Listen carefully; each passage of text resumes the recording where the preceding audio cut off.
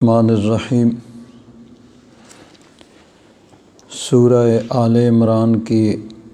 آیت نمبر 185 تک 185 تک ہم نے گزشتہ درس میں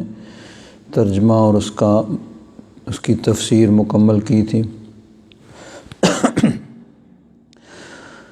آگے آیت نمبر 186 اللہ تبارک و تعالیٰ نے ارشاد فرمایا لَتُبْلَوُنَّ، تم ضرور آزمائے جاؤ گے،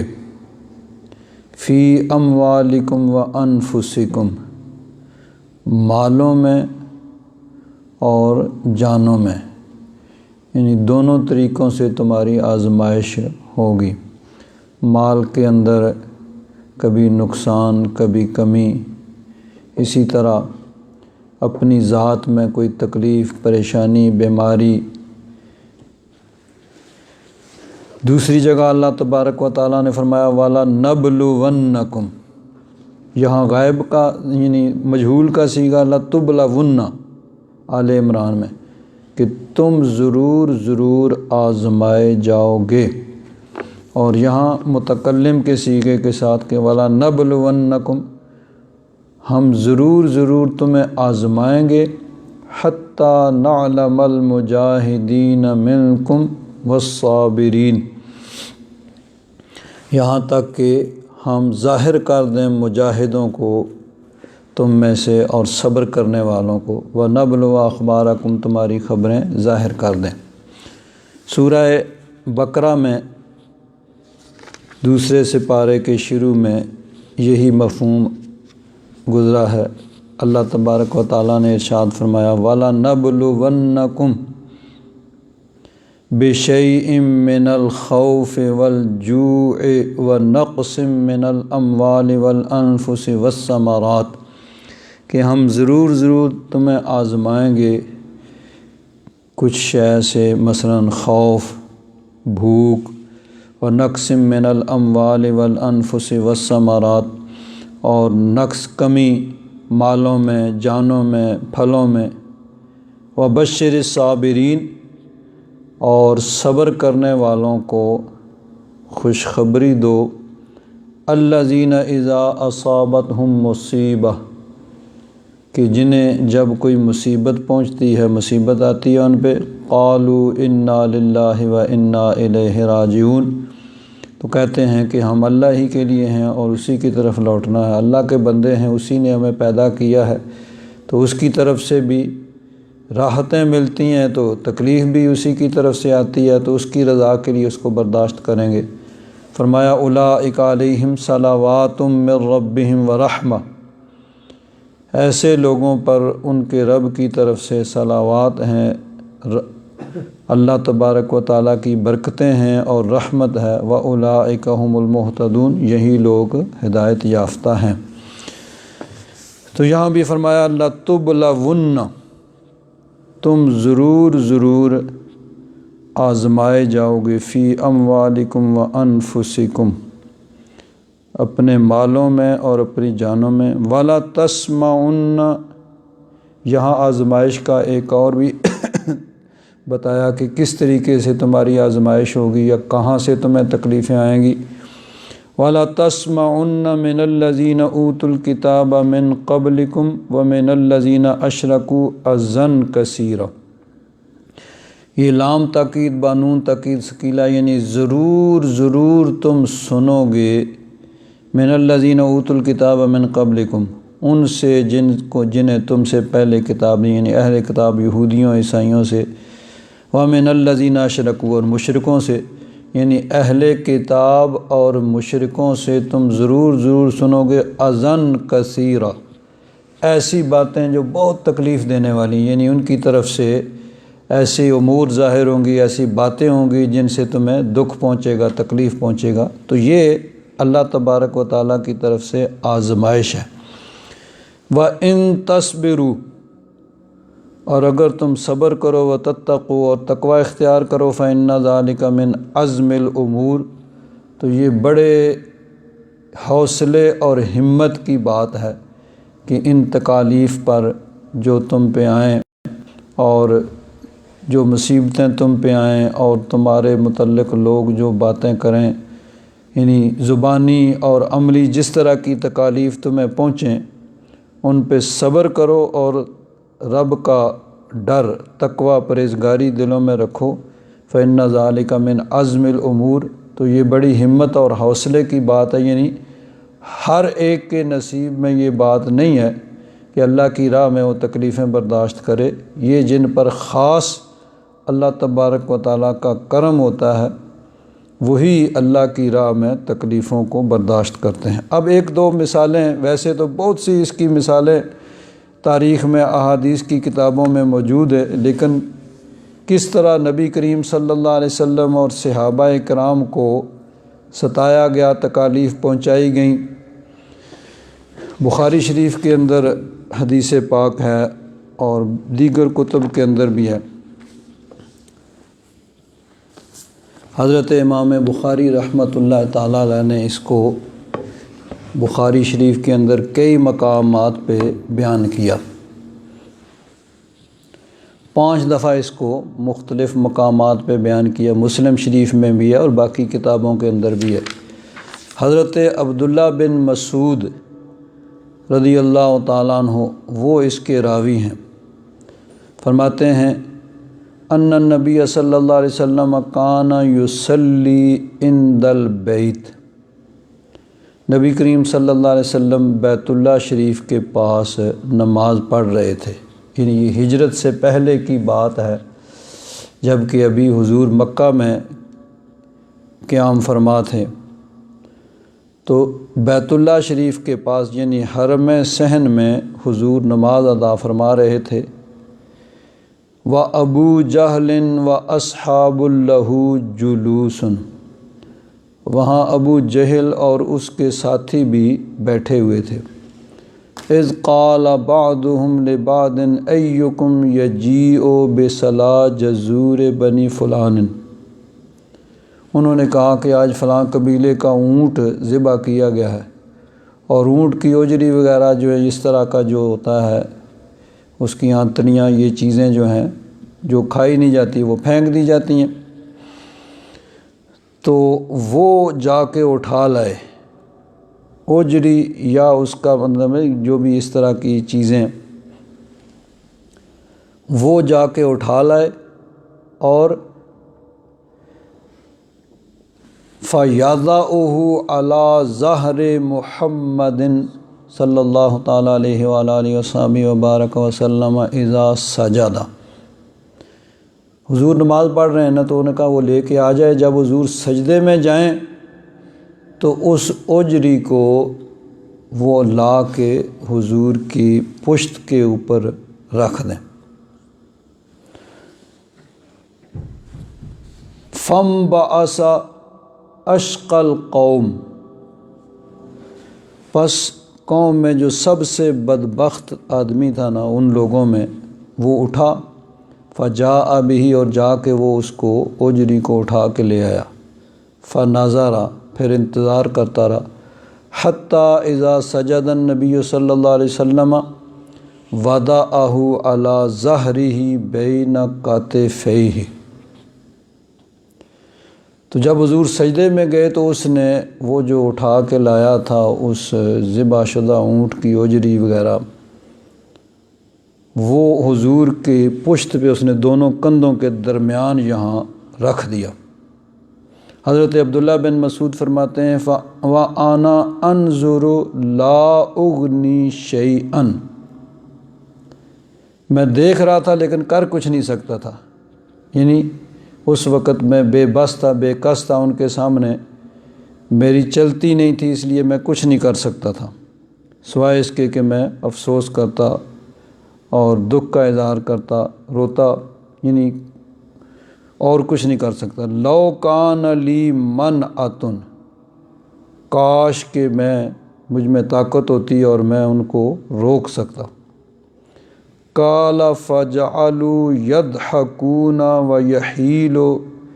بعضهم على بعض، انہوں نے کیا کیا، حضور کی پشت مبارک پہ وہ اوجری رکھ کے پھر وہ ہنسنے لگے، کہکے لگانے لگے، اس طرح ہنس رہے ہیں کہ ایک دوسرے کے اوپر گر رہے ہیں۔ وَرَسُولُ اللَّهِ صلی اللہ علیہ وسلم ساجد لا يرفع راسہ، حضور سجدے میں سر رکھا ہوا ہے اور سر نہیں اٹھا رہے۔ حتیٰ جاءتہ فاطمہ، تو کسی نے جا کے پھر حضور کی بیٹی حضرت فاطمہ الزہرا کو جا کے بتایا، بھئی یہ ان بدبختوں نے کیا ہے اس طرح۔ پھر وہ آئیں اور انہوں نے فطرحت عن ظہرہ، حضور کی پشت مبارک سے اس کو ہٹایا جو انہوں نے وہ جوجری وغیرہ رکھی تھی۔ فرفع راسہ، حضور نے سر اٹھایا۔ ثم قال اللہم علیک بقریش ثلاث مرات، 3 دفعہ حضور نے دعا کی کہ یا رب ذوالجلال قریش کو، یعنی ان ظالموں کو، کافروں کو پکڑ لے، ان کی گرفت فرما۔ فشق علیہم اذ دعا علیہم قال وکانوا یرون ان الدعوۃ فی ذلک البلد مستجابۃ، تو یہ بات جو تھی نا انہیں ناگوار گزری، یعنی ان پہ بڑی بھاری ہوئی کہ وہ بھی معلوم تھا، وہ جانتے تھے کہ دعا جو ہے اس بلد میں مستجاب ہوتی ہے، اور یہ بھی جانتے تھے کہ نبی کریم صلی اللہ علیہ وسلم جو دعا کرتے ہیں وہ اللہ کی بارگاہ میں مقبول ہوتی ہے۔ ثم سما اللہم علیک بأبی جہل وعلیک بعتبۃ بن ربیۃ وشیبۃ بن ربیۃ والولید بن عتبہ، یعنی ان کے نام لیے، وہ جو لوگ وہاں موجود تھے 7 آدمیوں کے نام لیے، ابو جہل، عتبہ بن ربیہ، شیبہ بن ربیہ، ولید بن عتبہ، امیہ بن خلف، عقبہ بن ابی معیط، اور ایک اور 7واں آدمی تھا حضرت عبداللہ بن مسعود نے اس کا نام لیا، لیکن آگے والے راضی جو درمیان میں راویوں کہتے ہیں کہ وہ 7ویں کا نام جو ہے وہ مجھے بھول گیا۔ 7 آدمیوں کے نام لیے تو حضرت عبداللہ بن مسعود فرماتے ہیں فوالذی نفسی بیدہ، اس ذات کی قسم جس کے قبضہ قدرت میں میری جان ہے، لقد رأیت الذین ادى رسول اللہ صلی اللہ علیہ وسلم سرعا فی القلیب قلیب بدر، جن جن کا حضور نے نام لیا تھا نا کہ یا رب ذوالجلال اس کو پکڑ لے، اس کو فلاں کو، ابو جہل، عتبہ بن ربیہ، شیبہ بن ربیہ، ولید بن عتبہ، عقبہ بن ابی معیط اور امیہ بن خلف وغیرہ، فرماتے ہیں سب کے سب کو میں نے دیکھا کہ بدر کے دن وہ قتل ہوئے، اور بدن کے دن پھر ان کو گھسیٹ کر اس بدر کے کنویں میں پھر ان کو منہ کے بل پھینکا گیا، اور ان میں امیہ بن خلف بھی تھا، یہ بدبخت جو حضرت بلال حبشی جس کے غلام تھے اور جو حضرت بلال حبشی کو ستایا کرتا تھا، تو یہ بھی اس دن قتل ہوا۔ اس کا واقعہ کئی دفعہ بیان ہوا ہے کہ یہ نہیں جانا چاہتا تھا، ابو جہل اس کو آر دلا کے، شرم دلا کے لے گیا، پھر بھی بھاگنے کی کوشش کرتا رہا لیکن نہیں، کیونکہ حضور فرما چکے تھے کہ یہ ابو جہل اس کو قتل کروائے گا۔ بالآخر وہاں جب لڑائی ہوئی تو اس نے بھاگنے کی کوشش کی، حضرت بلال حبشی نے چند جوانوں کو ساتھ لیا اور اس کو گھیر کے وہاں پہ قتل کر دیا۔ پھر جب اس کو گھسیٹ کے کنویں میں ڈالنے لگے تو اس کی لاش کے وہیں پہ ٹکڑے ہو گئے، تو پھر حضور نے فرمایا اس کو وہیں پہ مٹی ڈال دو، ادھر ہی جدھر ہے۔ تو باقی جو سب کے سب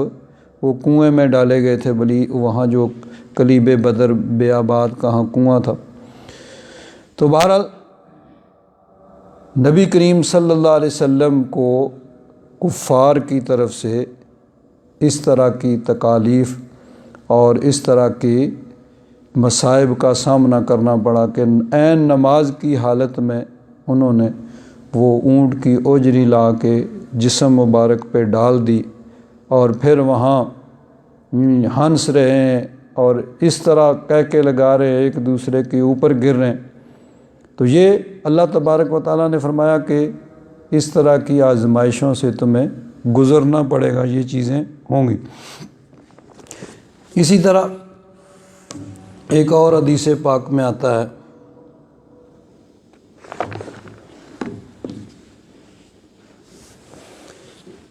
نبی کریم صلی اللہ علیہ وسلم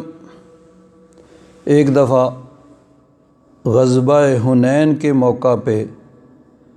آپ مال غنیمت تقسیم فرما رہے ہیں، تو حضور نے حکمت کے پیش نظر کچھ لوگوں کو اس میں سے زیادہ مال دیا۔ کچھ لوگ جو نئے نئے مسلمان ہوئے تھے تو ان کی تالیف قلب کے لیے، جس طرح اللہ تبارک و تعالیٰ نے جہاں زکوٰۃ کے مصارف کا بیان کیا ہے کہ کن کن لوگوں کو زکوٰۃ دی جا سکتی ہے، تو وہاں ان کا بھی ذکر کیا مؤلفۃ القلوب کہ والمؤلفۃ قلوبہم، کہ جو لوگ نئے نئے مسلمان ہوتے تھے ان کو صدقے میں سے بھی مال دیا جاتا تھا تاکہ ان کی دلداری ہو اور وہ اسلام کے اندر پختہ ہو جائیں۔ تو فرمایا انما الصدقات للفقراء والمساکین والعاملین علیہا والمؤلفۃ قلوبہم وفی الرقاب، یہ 8 مصارف جو بیان ہوئے ان میں مؤلفۃ القلوب بھی ہے کہ جو لوگ نئے نئے مسلمان ہوتے تھے ان کو بھی صدقے میں سے حصہ دیا جاتا تھا۔ تو نبی کریم صلی اللہ علیہ وسلم نے کچھ لوگوں کو مال دیا اسی نظریے کے پیش نظر، کچھ دوسرے لوگوں کو کم ملا، ان کو دکھ ہوا۔ بہرحال صحابہ کرام تو چونکہ راضی بے رضا تھے، ان کی طرف سے تو کسی قسم کا شکوہ گلہ نہیں ہو سکتا تھا کہ ٹھیک ہے بھئی نبی کریم صلی اللہ علیہ وسلم کا ہر کام رب ذوالجلال کے حکم سے ہے، اللہ کے محبوب ہیں، جو کچھ حضور فرماتے ہیں وہی درست ہے، ہماری سمجھ میں آئے یا نہ آئے، ہماری عقل میں آئے یا نہ آئے، ہمارے مزاج کے مطابق ہو یا مزاج کے خلاف ہو، بہرحال حضور کا فیصلہ جو ہے وہ درست ہے اور جو حضور کر رہے ہیں وہی درست ہے، چاہے ہمیں وہ اچھا نہ بھی لگے۔ لیکن ایک شخص تھا، اس نے آ کے اس کو ذوالخیسرہ کہا جاتا ہے، تو اس کا نام تھا ہرقوس بن زہیر تمیمی، بنی تمیم ایک قبیلہ تھا اس کا وہ شخص تھا۔ فقال یا رسول اللہ اعدل، اس نے آ کے کہا کہ یا رسول اللہ عدل کیجئے، یعنی آپ عدل سے کام نہیں لے رہے، ان لوگوں کو اتنا اس میں سے مال دے دیا ہے اور ہمیں نہیں دیا۔ تو اس عزلی بدبخت نے آ کے کہا کہ عدل کیجئے، برسر مجلس نبی کریم صلی اللہ علیہ وسلم کو اس نے آ کے، اب دیکھیے حضور نبی کریم صلی اللہ علیہ وسلم نبی اور رسول اللہ کا محبوب ہونے کے ساتھ ساتھ اس وقت اس مملکت کے، اس ملک کے یعنی سربراہ بھی ہیں، حضور کے انڈر ہے وہ ملک جو بھی اس وقت تک فتح ہو چکا ہے، ساری فوجیں حضور کے انڈر ہیں۔ تو اس طرح اللہ کے محبوب کو برسر مجلس اس نے آ کے کہا کہ عدل کیجئے، یعنی آپ عدل سے کام نہیں لے رہے۔ فقال ویلک، حضور نے فرمایا تیری ہلاکت ہو، ومن یعدل اذا لم اعدل، اگر میں عدل نہیں کروں گا تو پھر کون عدل کرے گا اس دنیا میں؟ اللہ کی زمین پر اگر میں نہیں عدل کر رہا تو پھر اور کون عدل کرنے والا ہوگا؟ اللہ کے محبوب، اللہ تبارک و تعالیٰ نے جن کو اپنا محبوب بنایا اور ختم نبوت کا تاج جن کے سر پہ رکھا، تو فرمایا کہ اگر میں عدل نہیں کروں گا تو پھر کون عدل کرے گا؟ اذا لم اعدل قد خبت و خسرت، اگر میں عدل نہیں کیا تو پھر تو میں ناکام ہو گیا، نامراد ہو گیا۔ فقال عمر یا رسول اللہ اعزل لی فیہ فاضرب عنقہ، حضرت فاروق اعظم کی رگ فاروقی پھڑک اٹھی، انہوں نے عرض کیا یا رسول اللہ اجازت دیجئے میں اس بدبخت کو ابھی ٹھکانے لگاتا ہوں، ابھی اس کی گردن اڑاتا ہوں، اس کو قتل کر دوں جس نے اس طرح بے ادبی کا مظاہرہ کیا ہے۔ ایک روایت میں حضرت خالد بن ولید کا بھی نام آتا ہے، ممکن ہے دونوں حضرات نے یہ بات عرض کی ہو کہ اجازت ہو تو ابھی اس کا کام تمام کر دیں۔ تو ایک روایت میں حضرت خالد بن ولید کا نام ہے اور ایک میں حضرت فاروق اعظم کا نام ہے۔ تو حضور نے فرمایا دعہو، چھوڑو اس کو، رہنے دو۔ اس میں یہ بھی ہے کہ پھر لوگ کہیں گے لوگ اپنے ساتھیوں کو ہی انہوں نے قتل کرنا شروع کر دیا۔ مطلب یہ تھا کہ حضور نبی کریم صلی اللہ علیہ وسلم نے درگزر فرمایا اور اس کی، کیونکہ اللہ تبارک و تعالیٰ کا حکم ہے کہ لا تسمعن من الذین اوتوا الکتاب من قبلکم ومن الذین اشرکوا اذًا کثیرا، تمہیں یہ تکلیفیں مصیبتیں ان لوگوں سے آئیں گی۔ وَإِن تَصْبِرُوا وَتَتَّقُوا فَإِنَّ ذَلِكَ مِنْ عَزْمِ الْأُمُورِ، اگر تم صبر کرو اور تقویٰ اور پرہیزگاری اختیار کرو تو بڑے ہمت اور حوصلے کی بات ہے۔ تو نبی کریم صلی اللہ علیہ وسلم ہمیشہ اس قسم کے معاملات میں صبر و ضبط کا مظاہرہ کرتے تھے، کیونکہ نبی کریم صلی اللہ علیہ وسلم نے قرآن پاک پر سب سے پہلے خود عمل کر کے دکھایا ہے، اور جو کچھ فرمایا ہے نبی کریم صلی اللہ علیہ وسلم نے سب سے پہلے اس پر عمل کیا۔ اگر موقع نہیں تھا تو جب موقع آیا تو حضور نے اس پر عمل کر کے دکھایا، تو اس لیے حضور نے چشم پوشی فرمائی۔ لیکن ایک اور چیز حضور نے فرمائی، فرمایا فَإِنَّ لَهُ أَصْحَابًا، اس کے کچھ ساتھی ہوں گے، یعنی آگے اس کی پارٹی کے، اس کی جماعت کے، اس قسم کے لوگ آگے بھی آتے رہیں گے جو نبی کریم صلی اللہ علیہ وسلم کی ذات پر اعتراض کریں گے اور حضور کی صفات کا انکار کریں گے، اور یہ کام جو ہے تا قیامت چلتا رہے گا۔ لوگ مختلف یعنی ناموں سے اور مختلف قسموں سے ظاہر ہوتے رہوں گے، اصل ان کی وہی ہوگی۔ تو فرمایا ان لہ اصحابً، کچھ اس کے ساتھی ہوں گے، یحقر احدکم صلاتہ، تم میں سے کوئی اپنی نماز کو اس کے مقابلے میں حقیر سمجھے گا۔ اب یہ اس میں روایت میں نہیں، دوسری روایت میں ہے کہ نبی کریم صلی اللہ علیہ وسلم پر جس نے اعتراض کیا تھا اس کی کچھ نشانیاں بھی ہیں، مثلاً یہ دوسری روایت جو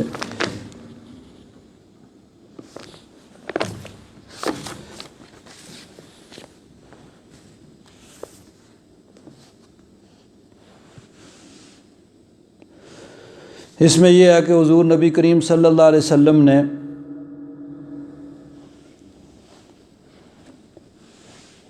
حضرت علی نے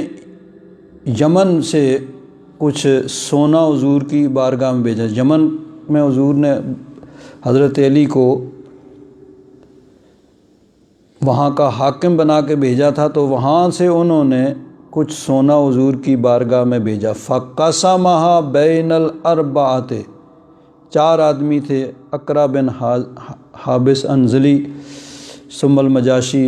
عیینہ بن بدر الفرازی، یہ 4 نام، یعنی 4 کوئی سردار تھے جو نئے نئے مسلمان ہوئے تھے، ان کو حضور نے دے دیا۔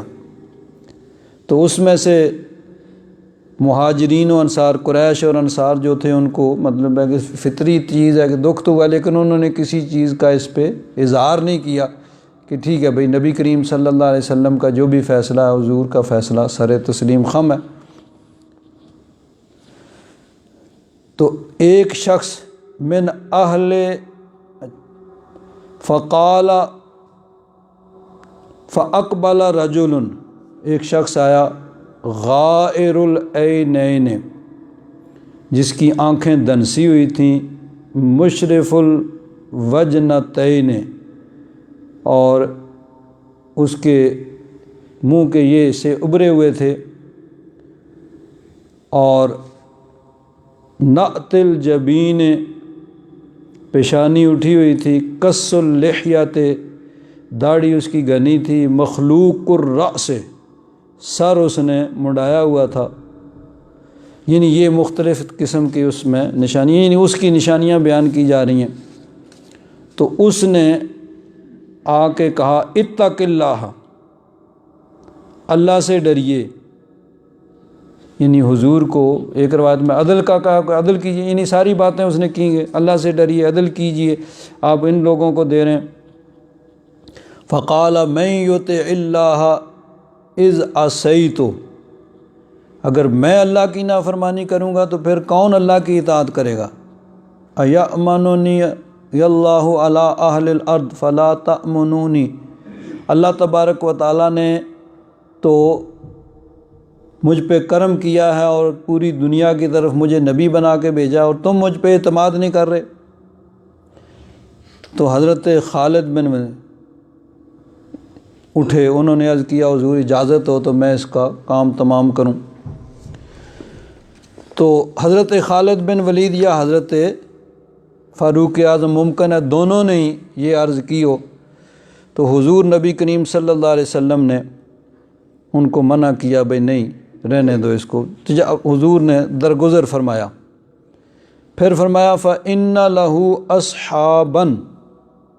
اس کے کچھ ساتھی ہوں گے، يَحْقِرُ أَحَدُكُمْ صَلَاتَهُ مَعَ صَلَاتِهِمْ، کہ اتنی لمبی لمبی نمازیں پڑھیں گے، بظاہر بڑی توجہ کے ساتھ خشوع خضوع کے ساتھ پڑھ رہے ہوں گے، کہ تم ان کے مقابلے میں اپنی نمازوں کو حقیر سمجھو گے کہ ہماری کیا نمازیں ہیں، نمازی تو یہ لوگ ہیں، اتنی لمبی لمبی نمازیں پڑھیں گے۔ وَصِيَامَهُ مَعَ صِيَامِهِمْ،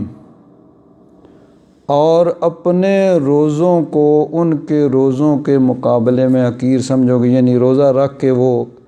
سارا دن لگے رہیں گے عبادت میں، نماز میں، تلاوت میں۔ یقرؤون القرآن، قرآن پڑھیں گے لیکن کیا ہوگا؟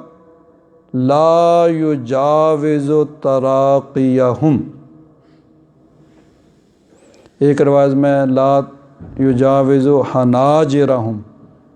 یہاں سے آگے یعنی دل پہ قرآن پاک کا کوئی اثر نہیں ہوگا، بس زبانی پڑھیں گے، زبان سے پڑھیں گے، لیکن اس قرآن پاک کا دل پہ کوئی اثر نہیں ہوگا۔ یمرقون من الدین کما یمرق السہم من الرمیۃ، وہ دین سے ایسے نکلے ہوئے ہوں گے جیسے تیر شکار سے پار نکل جاتا ہے، یعنی تیر مارا جائے شکار سے گزر جاتا ہے۔ ینظر الی نسلی فلا یوجد فیہ شیء ثم ینظر الی رصاصی فما یوجد فیہ شیء ثم ینظر الی ندیہ وہو قدحہ فلا یوجد فیہ، یعنی تیر کو مارا، وہ تیزی سے شکار کے جسم سے گزر گیا، تو گزرنے کے باوجود اس پہ کوئی خون کسی قسم کا نہیں ہے، حالانکہ وہ اس کے پیٹ سے گزرا ہے، پیٹ میں خون بھی ہے، گوبر بھی ہے، سارا کچھ ہے، تو یعنی اس کے باوجود تیر اتنی تیزی سے نکل جاتا ہے کہ اس پہ نہ گوبر لگا ہوا ہوتا ہے، نہ خون لگا ہوا ہوتا ہے، کچھ بھی نہیں ہوتا، شکار کے جسم سے نکل گیا۔ تو اسی طرح فرمایا کہ یہ بھی دین سے ایسے ہی نکلے ہوئے ہوں گے، حالانکہ نمازی اتنے ہوں گے کہ لوگ جو سچے مسلمان، پکے مسلمان ہوں گے، وہ اپنی نمازوں کو ان کی نمازوں کے مقابلے میں حقیر سمجھیں گے، اور روزوں کو ان کے مقابلے میں حقیر سمجھیں گے، لیکن قرآن پاک پڑھیں گے اس کا اثر دل پہ نہیں ہوگا، اور دین سے اس طرح نکلے ہوں گے جیسے تیر شکار سے پار چلا جاتا ہے۔ آیاتہم رجل اسود احدی عضدیہ مثل ثدی المرأۃ او مثل، یعنی ان کا نشانی کیا ہوگی کہ ایک ان میں شخص ہوگا جس کے ہاتھ پہ ایک گوشت کا اس طرح بنا ہوا ہوگا۔ وَيَخْرُجُونَ عَلَى حِينَ فُرْقَةٍ مِّنَ النَّاسِ، جب لوگوں میں جدائی، یعنی لوگوں کے مختلف گروہ بنیں گے تو اس وقت وہ نکلیں گے۔ اب نبی کریم صلی اللہ علیہ وسلم نے فرما دیا، حضرت فاروق اعظم حضرت خالد بن ولید نے اجازت مانگی کہ اس کو قتل کر دیں، حضور نے فرمایا نہیں رہنے دو، چھوڑ دو، درگزر فرمایا، لیکن آگے فرمایا کہ اس کی پارٹی، اس کے یعنی جماعت کے لوگ ہوں گے اس طرح کے، یہ ان کے ہوں گے، یعنی بڑے پکے نمازی اور بڑے روزے دار، لیکن قرآن پاک پڑھیں گے اس کا دل پہ اثر نہیں ہوگا، اور دین سے ایسے نکلے ہوئے ہوں گے جیسے تیر شکار سے نکل جاتا ہے۔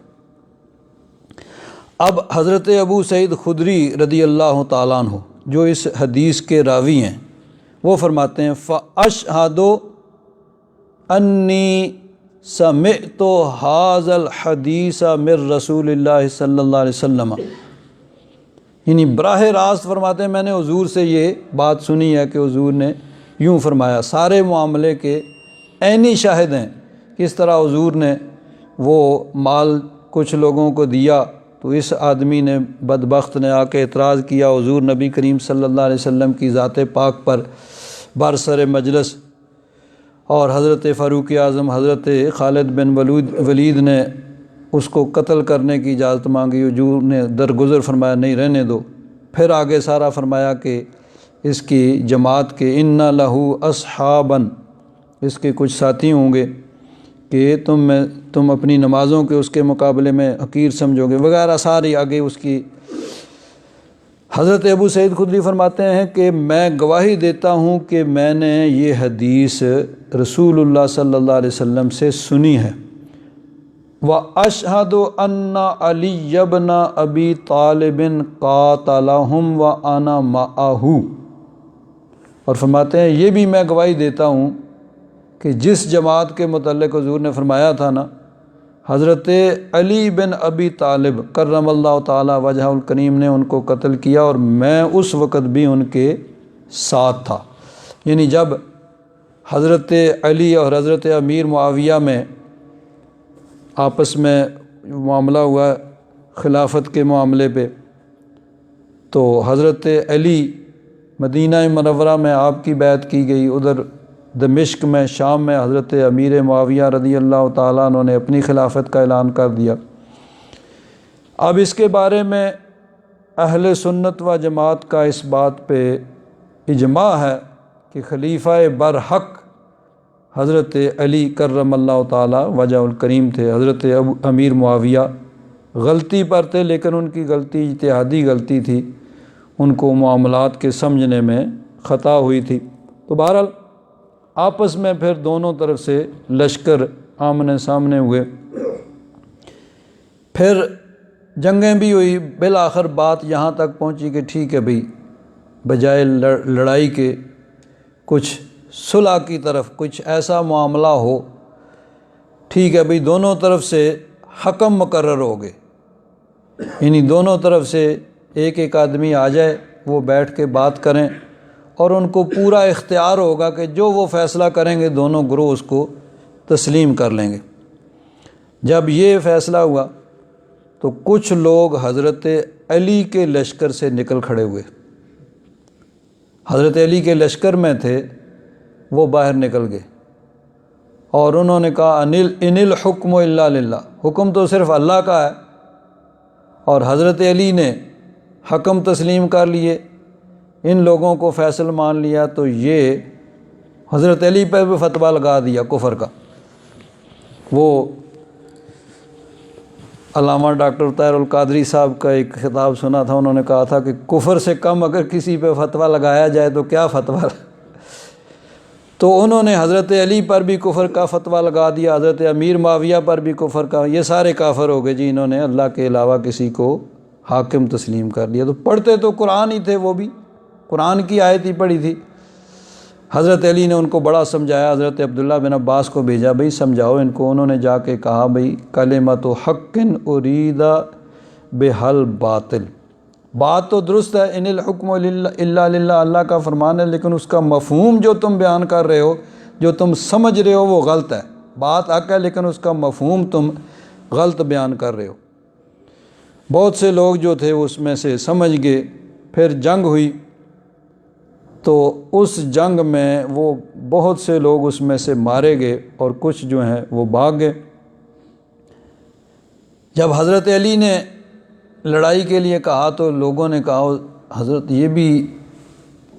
قرآن پڑھتے ہیں، بڑی لمبی نمازیں پڑھتے ہیں اور بڑے نمازی روزے دار، یہ وہ ساری چیزیں،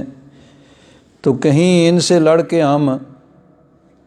اللہ کے عذاب کے مستحق نہ ٹھہر جائیں۔ حضرت علی نے فرمایا کہ تمہارا میں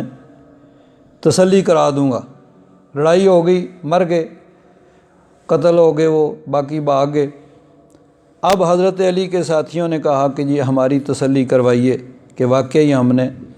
درست کیا ہے۔ تو حضرت علی نے فرمایا کہ جاؤ، یہ جو حضور نے نشانیاں بیان کی تھیں، اس قسم کا کوئی آدمی ان مقتولوں کے اندر ہوگا۔ ان کی لاشیں پڑی ہوئی تھیں، لوگ گئے ڈھونڈ کے پھر کے آئے، تو انہوں نے کہا نہیں حضور اس طرح کا تو کوئی نہیں ملا۔ حضرت علی نے فرمایا نہیں ایسے نہیں ہو سکتا۔ حضور نے فرمایا وہ بات غلط نہیں ہو سکتی، تمہیں غلطی لگ رہی ہے، تمہیں نہیں مل رہا، ایسے ہو ہی نہیں سکتا۔ مسلم شریف کے اندر پھر حضرت علی خود اٹھے اور جا کے وہاں جہاں ان کی لاشیں پڑی ہوئی تھیں سب اوپر سے کہا اس کو ہٹاؤ، اس کو ہٹاؤ۔ نیچے اس آدمی کی لاش پڑی ہوئی تھی، فرمایا یہ دیکھو یہ کون ہے، جو حضور نے نشانیاں بیان کی تھیں وہ سب کی سب اس کے اندر موجود۔ بعض بزرگوں نے لکھا ہے کہ یہ ذوالخیسرہ خود اس وقت اسی یعنی خارجیوں کے لشکر کے اندر تھا جب وہ حضرت علی کے مقابلے میں لڑتا ہوا قتل ہوا۔ تو بہرحال بنیادی نقطہ تو یہ تھا کہ اللہ تبارک و تعالیٰ نے فرمایا کہ لَتُبْلَوُنَّ فِي أَمْوَالِكُمْ وَأَنفُسِكُمْ وَلَتَسْمَعُنَّ مِنَ الَّذِينَ أُوتُوا الْكِتَابَ مِنْ قَبْلِكُمْ وَمِنَ الَّذِينَ أَشْرَكُوا أَذًى كَثِيرًا، کہ تمہیں اللہ کی راہ میں بہت سی تکلیفیں اور پریشانیاں آئیں گی۔ وَإِن تَصْبِرُوا وَتَتَّقُوا فَإِنَّ ذَلِكَ مِنْ عَزْمِ الْأُمُورِ، اور اگر تم صبر کرو اور تقوی اور پرہیزگاری اختیار کرو تو یہ بہت ہمت اور حوصلے کی بات ہے۔ اور نبی کریم صلی اللہ علیہ وسلم نے ہمیشہ رب ذوالجلال کی رضا کے لیے ان چیزوں کو برداشت کیا۔ اسی آیت کی تفسیر کے اندر مفسرین کرام نے ایک واقعہ جو ہے اس کو بیان کیا ہے۔ بخاری شریف میں حضرت امام بخاری نے 10 مرتبہ اس کو بیان کیا ہے، اور دیگر محدثین نے بیان کیا ہے، اور مفسرین نے پھر محدثین کے حوالے سے آگے اس کو اسی آیہ مبارکہ کے ضمن میں اس حدیث پاک کو نقل کیا ہے۔ نبی کریم صلی اللہ علیہ وسلم ایک دفعہ حضرت سعد بن عبادہ جو قبیلہ خزرج کے سردار تھے، ان کی عیادت کے لیے، بیمار پرسی کے لیے تشریف لے گئے۔ وہ بیمار تھے تو ان کی بیمار پرسی کے لیے تشریف لے گئے۔ مدینہ منورہ میں 2 بڑے قبیلے تھے انصار کے۔ جب حضور نبی کریم صلی اللہ علیہ وسلم اور مہاجرین مکہ سے مدینہ منورہ تشریف لائے تو مدینہ منورہ میں جو لوگ مسلمان ہوئے تھے 2 بڑے قبیلے تھے انصار کے، اوس اور خزرج۔ قبیلہ اوس اس کی آگے پھر مختلف شاخیں تھیں، خزرج اس کی بھی شاخیں تھیں، لیکن بڑے 2 یہ قبیلے تھے جن کی آگے پھر مختلف شاخیں۔ اوس کے سردار تھے حضرت سعد بن معاذ رضی اللہ تعالیٰ عنہ، اور خزرج کے سردار تھے حضرت سعد بن عبادہ۔ تو حضرت سعد بن عبادہ ان کی عیادت کے لیے حضور تشریف لے گئے۔ حضور گدھے پہ سوار ہیں اور ساتھ حضرت اسامہ بن زید، ان کو بھی حضور نے بٹھایا ہوا۔ حضور نبی کریم صلی اللہ علیہ وسلم تشریف لے گئے۔ راستے کے اندر، اور یہ واقعہ یعنی بدر کے واقعہ سے پہلے، یعنی حضور نبی کریم صلی اللہ علیہ وسلم جب ہجرت کر کے تشریف لے گئے تو کچھ ہی عرصہ بعد یہ واقعہ ہوا۔ حتیٰ مر علی مجلس، حضور رستے میں ایک مجلس پر گزرے، فیہ عبداللہ ابن ابی ابن سلول، اس میں عبداللہ بن ابی یہ بھی بیٹھا ہوا تھا۔ یہ شخص جو تھا رئیس المنافقین تھا، منافقوں کا سردار تھا، تو یہ بھی وہاں تھا۔ وذالک قبل ان یسلم، یہ عبداللہ بن ابی کے اسلام، یعنی اس نے اسلام بعد میں قبول کیا تھا، لیکن وہ بھی اوپر سے اندر سے تو منافق ہی تھا، اور اس نے ہمیشہ نقصان پہنچانے کی کوشش کی، ہمیشہ تکلیف پہنچائی۔ غزوہ بدر کے ضمن میں بھی گزرا کہ عین موقع پہ اپنے 300 ساتھیوں کو لے کے یہ الگ ہو گیا تھا۔ تو بہرحال اس وقت تک یہ ظاہراً بھی اس نے کلمہ نہیں پڑھا تھا۔ وَإِذَا فِي الْمَجْلِسِ أَخْلَاطٌ مِّنَ الْمُسْلِمِينَ وَالْمُشْرِكِينَ وَعَبَدَةِ الْأَوْثَانِ وَأَهْلُ الْكِتَابِ الْيَهُودُ وَالْمُسْلِمِينَ، اس مجلس کے اندر مشرکین بھی تھے، بت پرست، اور اہل کتاب یہودی بھی تھے اور مسلمان بھی تھے، یعنی مخلوط مجلس ہی۔ اور اسی مجلس میں حضور کے صحابی حضرت عبداللہ بن رواحہ بھی موجود تھے۔ فَلَمَّا غَشِيَتِ الْمَجْلِسَ عِجَابَةُ الدَّابَةِ، یعنی شور زمین تھی تو وہاں سے گرد بھی اڑتی تھی، حضور کی سواری آئی تو کچھ گرد بھی اڑی تو وہ مجلس تک پہنچی۔ خمر عبداللہ ابن ابی انفہ بردائہ، اس نے اپنی چادر سے اپنے ناک کو یوں ڈانپ لیا۔ وقال لا تغبروا علینا، ہم پہ غبار نہ ڈالو، مٹی نہ ڈالو۔ فسلم رسول اللہ صلی اللہ علیہ وسلم ثم وقف، حضور نبی کریم صلی اللہ علیہ وسلم نے سلام کیا اور پھر وہاں ٹھہرے۔ فنزل، حضور سواری سے اترے۔ ودعاہم الی اللہ عز وجل، ان کو اللہ کی طرف بلایا۔ وقرأ علیہم القرآن، اور قرآن پاک کی تلاوت کی، وہاں پہ ان کو اسلام کی دعوت دی، نیکی کی دعوت دی۔ فقال عبداللہ ابن ابی ایہا المرء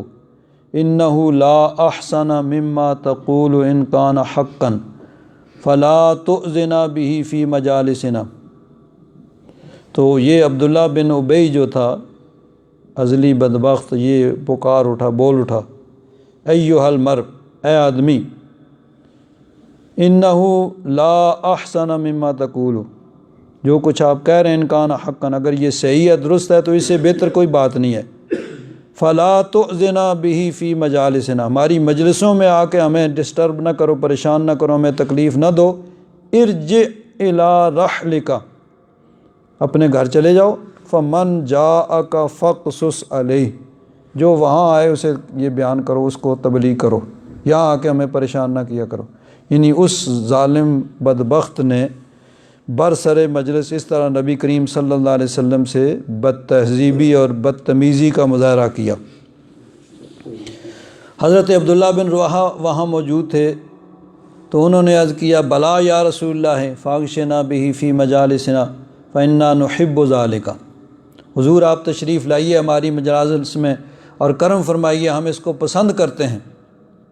فاستب المسلمون والمشرکون والیہود، تو مسلمان، مشرک، یہود آپس میں لڑ پڑے، یعنی آپس میں ایک دوسرے کو برا بھلا کہنے لگے، یہاں تک کہ وہ قریب تھا کہ لڑائی شروع ہو جاتی۔ فلم یزل النبی صلی اللہ علیہ وسلم یخفضہم، حضور ان کو خاموش کرتے رہے، کراتے رہے، چپ کرو، ٹھہر جاؤ، خاموش ہو جاؤ، حتیٰ سکتوا، یہاں تک کہ وہ خاموش ہو گئے۔ ثم رکب النبی صلی اللہ علیہ وسلم دابتہ، حضور اپنی سواری پہ سوار ہوئے۔ فسار حتیٰ دخل علی سعد بن عبادہ، وہاں سے پھر حضور چلے اور حضرت سعد بن عبادہ کی اس کی عیادت کے لیے، ان کی بیمار پرسی کے لیے تشریف لے جا رہے تھے، وہاں گئے۔ فقال لہ النبی صلی اللہ علیہ وسلم یا سعد الم تسمع الی ما قال ابو حباب، حضرت سعد سے گویا کہ شکایت کرتے ہوئے حضور، وہ بھی انہی کے قبیلے خزرج سے تعلق رکھتا تھا، حضرت سعد بن عبادہ جس کے سردار تھے عبداللہ بن ابی بھی اسی قبیلے سے تھا۔ تو حضور نے حضرت سعد سے شکایت کے انداز میں فرمایا کہ تم نے سنا نہیں کیا کہا اس نے ابو حباب، یعنی یرید عبداللہ ابن ابی، مراد حضور کی عبداللہ بن ابی تھا کہ وہ کیا کہہ رہا ہے، اس نے کیا کہا، قال قضا، اس نے یہ باتیں کی ہیں، یعنی حضور نے حضرت سعد بن عبادہ سے کہا کہ اس نے برسر مجلس اس طرح بدتمیزی اور بد تہذیبی کا مظاہرہ کیا۔ حضرت سعد عرض کرتے ہیں، یا رسول اللہ اعفو عنہ وصفح، حضور اس کو معاف کیجئے، چشم پوشی کیجئے۔ فواللہ الذی انزل علیک الکتاب، اللہ کی قسم جس نے آپ پر قرآن پاک نازل کیا ہے، لقد جاء اللہ بالحق الذی انزل علیک، اللہ تبارک و تعالیٰ نے حق آپ پہ اتارا، آپ کے سر پہ نبوت کا تاج رکھا، آپ پہ کتاب اتاری، آپ یہاں تشریف لائے۔ وَلَقَدِ اسْتَلَحَ أَهْلُ هَٰذِهِ الْبُحَيْرَةِ عَلَىٰ أَن يُتَّوِّجُوهُ وَيَعْصِبُوهُ بِالْإِصَابَةِ۔ انہوں نے عرض کیا کہ حضور آپ کی تشریف آوری سے پہلے یہاں مدینہ منورہ کی صورتحال، یعنی پہلے یہ تھا کہ کوئی وہاں حکومت نہیں تھی، دونوں قبیلوں کے اپنے اپنے سردار تھے، ان قبیلوں کی آپس میں لڑائیاں بھی ہوتی رہتی تھیں، بلکہ ایک لڑائی ان کی برسا برس تک رہی جس میں ان کے بڑے بڑے سارے جو ہیں وہ قتل ہو گئے تھے۔ تو یہ چونکہ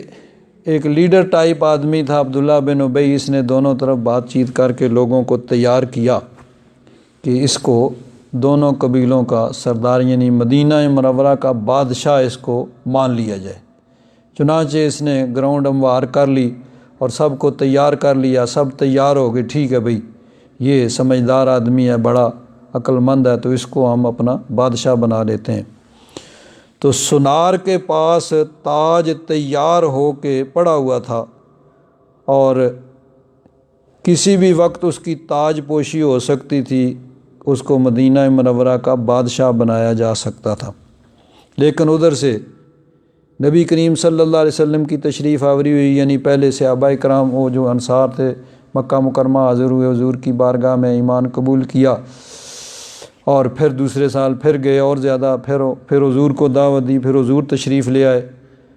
تو اسی معاملے میں پھر اس کا معاملہ جو تھا وہ رہ گیا، اس کا بادشاہ بننے کا معاملہ کھٹائی میں پڑ گیا اور رہتے رہتے رہ گیا۔ اس کو بڑا دکھ تھا اس بات کا کہ میں یہاں کا بادشاہ بننے والا تھا، ان کی وجہ سے میری وہ ساری بادشاہی ختم ہو گئی اور ساری محنت ضائع گئی۔ تو حضرت سعد بن عبادہ نے عرض کیا کہ حضور وہ بیچارہ تو بادشاہ بننے کے خواب دیکھ رہا تھا، اللہ تعالیٰ نے کرم فرمایا آپ تشریف لے آئے، اور آپ کی تشریف آوری سے ہمیں ایمان کی دولت ملی، لیکن اس کی امیدوں پہ تو اوس پڑ گیا۔ فَلَمَّا أَبَى اللَّهُ ذَلِكَ بِالْحَقِّ الَّذِي أَعْطَاكَ اللَّهُ شَارِقَ بِذَلِكَ فَذَلِكَ الَّذِي فَعَلَ بِهِ مَا رَأَيْتَ۔ عرض کیا حضور اس کو اسی چیز کا دکھ ہے، بیچارہ بادشاہ بننے والا تھا تو اس کی بادشاہی رہ گئی، آپ تشریف لائے، اللہ تعالیٰ نے کرم فرمایا، آپ تشریف لے آئے اور آپ کی وجہ سے ایمان کی دولت مل گئی۔ تو یہ بیچارہ اس دکھ میں، یہ اس کی وجہ سے یہ جو کچھ کرتا کر رہا ہے۔ فَعَفَا عَنْهُ رسول اللہ صلی اللہ علیہ وسلم، تو حضور نے درگزر فرمایا۔ وَقَانَ رسول اللہ صلی اللہ علیہ وسلم وَأَصْحَابُهُ يَعْفُونَ عَنِ الْمُشْرِكِينَ وَأَهْلِ الْكِتَابِ كَمَا أَمَرَهُمُ اللَّهُ وَيَصْبِرُونَ عَلَى الْأَذَىٰ۔ حضرت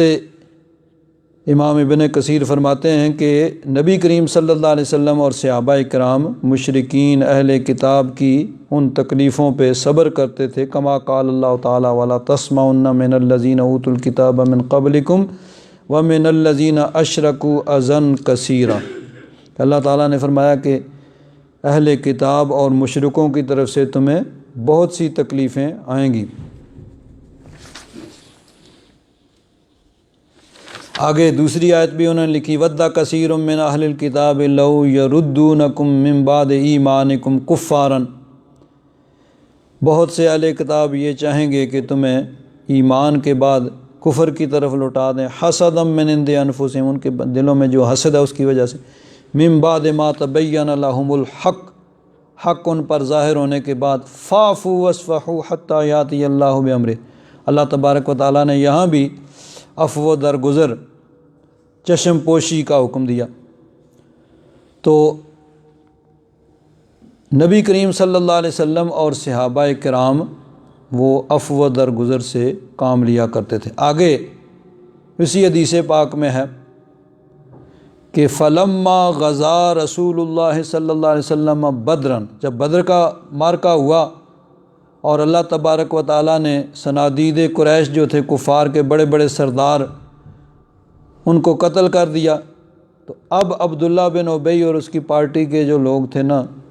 انہوں نے کہا بھئی اب معاملہ جو ہے نا وہ الگ ہو گیا، اور طرح کا ہو گیا ہے۔ تو پھر انہوں نے کیا کیا، اوپر سے وہ مسلمان ہو گئے لیکن اندر سے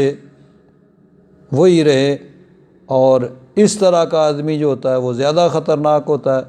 کہ اوپر سے وہ کلمہ بھی اس نے پڑھ لیا، جمعہ کے دن وہ آ جاتا مسجد نبی شریف میں پہلے ہی، اور لوگوں کو کہتا یہ اللہ کے رسول ہیں، ان کی بات سنا کرو، یہ اس طرح کی باتیں، لیکن اندر سے جب بھی موقع ملا اس نے تکلیف پہنچائی، ڈنگ مارا۔ تو نبی کریم صلی اللہ علیہ وسلم کو اس نے اس طرح برسر مجلس کہا، لیکن نبی کریم صلی اللہ علیہ وسلم نے درگزر فرمایا کہ اللہ تبارک و تعالیٰ کا حکم ہی یہی تھا کہ وَلَا تَسْمَعُنَّ مِنَ الَّذِينَ أُوتُوا الْكِتَابَ مِنْ قَبْلِكُمْ وَمِنَ الَّذِينَ أَشْرَكُوا أَذًى كَثِيرًا، کہ اہل کتاب اور مشرکوں کی طرف سے تمہیں بہت سی تکلیفیں آئیں گی، وَإِن تَصْبِرُوا وَتَتَّقُوا فَإِنَّ ذَلِكَ مِنْ عَزْمِ الْأُمُورِ، اور اگر تم صبر کرو اور تقوی اور پرہیزگاری اختیار کرو تو یہ بڑی ہمت اور حوصلے کی بات ہے۔ آگے آخر میں پھر امام ابن کثیر فرماتے ہیں فَكُلُّ مَنْ قَامَ بِحَقٍّ، پس ہر وہ شخص جو حق کی خاطر کھڑا ہوا، یعنی حق کے ساتھ کھڑا ہوا، حق بات جس نے کہی، او امر بمعروف او نہا عن منکر، یا اس نے امر بالمعروف کیا، نہی عن المنکر کیا، نیکی کا حکم دیا، برائی سے روکا، فلا بد ان یؤذى، تو پھر اس کو تکلیفیں تو اٹھانی پڑیں گی، یہ تو اس پہ آئیں گی۔ جو حق کی خاطر کھڑا ہوگا، حق کے راستے پہ چلے گا، تو پھر حق کے راستے پہ اس کے لیے تکلیفیں اور مصیبتیں تو آئیں گی۔ فما لہ دواء الا الصبر فی اللہ، تو فرماتے ہیں کہ اس کی دوا، اس کی میڈیسن کیا ہے؟ اللہ کے لیے صبر کرنا۔ تو جب کوئی آدمی نیکی کے راستے پہ، حق کے راستے پہ چلے گا اور اللہ تبارک و تعالیٰ کے دین کی خاطر اٹھے گا، نیکی کے راستے بتائے گا، برائی سے روکے گا، تو تکلیفیں تو آئیں گی، مصیبتیں تو آئیں گی، پریشانیاں تو آئیں گی، اور اس کا علاج صرف اور صرف کیا ہے؟ الصبر فی اللہ، اللہ کی رضا کے لیے صبر کرنا، ان چیزوں کو برداشت کرنا، والاستعانۃ باللہ، اور اللہ سے مدد مانگنا، والرجوع الی اللہ عز وجل، اللہ کی طرف رجوع۔ یعنی ان کاموں میں پھر جب بھی کوئی حق کی خاطر کھڑا ہوگا، نیکی کے راستے پہ چلے گا، تو تکلیفیں مصیبتیں تو آئیں گی، اس کو پھر صبر کرنا پڑے گا، کیونکہ اللہ تبارک و تعالیٰ نے فرمایا ہے